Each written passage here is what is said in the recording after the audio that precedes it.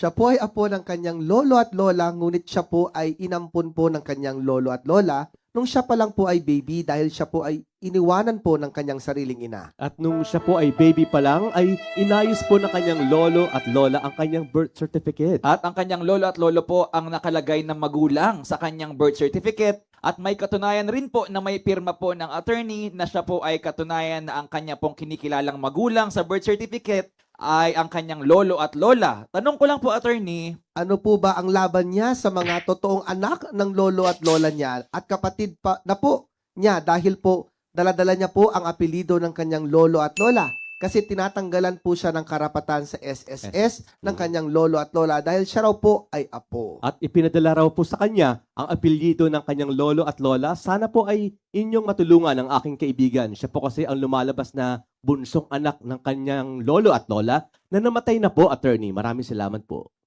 Kasi ang adoption dapat may court order. Hindi basta sabihin ko anak kita. legal. O kaya pabago ko birth certificate mo, hindi. Mm-mm. Kailangan may desisyon ng korte ang adoption. Mhm. O kaya merong administrative proceedings sa ating batas.